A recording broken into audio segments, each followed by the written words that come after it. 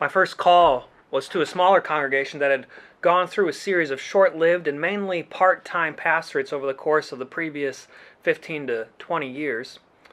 And I remember hearing all of this from their search committee through our call process and feeling a little worried that I too would only be there for a short while. But when I got to the interview with the whole congregation, and there were probably 20 people in the room, which was about 6 more than the average Sunday attendance, it was in this interview that I was asked how I could save the church.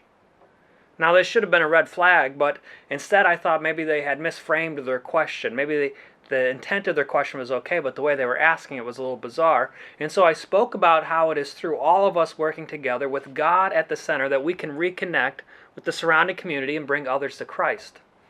And this seemed like a good answer, and many there said that they knew change was necessary and that they were open to change if it meant saving their church. Fast forward 20 months, and these are my words from the pulpit to this congregation. God says to the church in Laodicea, "I know your deeds, that you are neither cold nor hot. I wish you were either one or the other.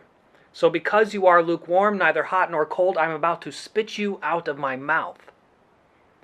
If we're lukewarm in our everyday lives, if we fail to recognize God in our day-to-day interactions, if we fail to see that God can work good out of the bad, if we decide to place the idols of money, of oil, of drugs, of sex, of paranoia, of technology, of stuff, or whatever over God in our everyday lives, which are very important to us, then how can we have anything more meaningful in our church life? Won't it be lukewarm too? How can a congregation or a church have vision or mission when the feeling is completely lukewarm and complacent? God would rather spit us up.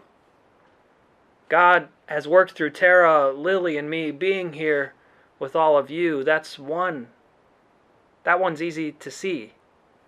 But God is also with us through this pain of diverging ministry paths and can bring great good out of this immediate sorrow and pain. We can shed tears for us moving apart as long as they're because we see the great joys and blessings of God in our relationships and not just because we are personally hurt and want to go back to our lukewarm lives.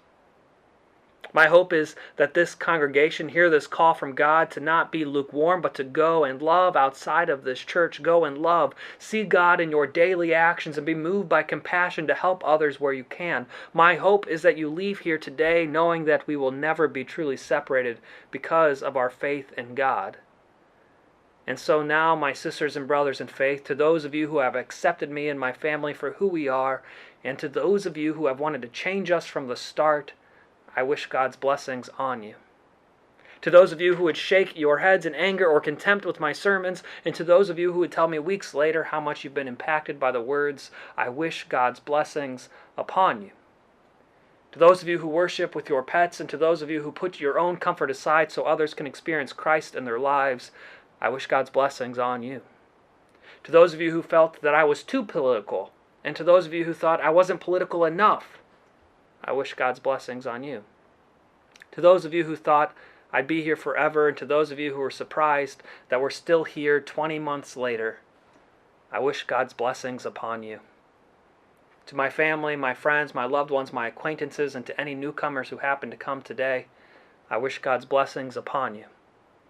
Never settle for a lukewarm faith or a lukewarm church. I pray for God's blessings upon all of you. And now I bid you adieu to God.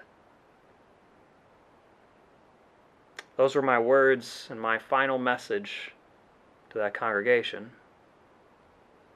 I'm not the only pastor to ever leave because they felt they were banging their head against an immovable wall, and they're not the only congregation to ever say they want change to do kingdom work, only to back out when they find out that it can be uncomfortable and it requires effort on their part.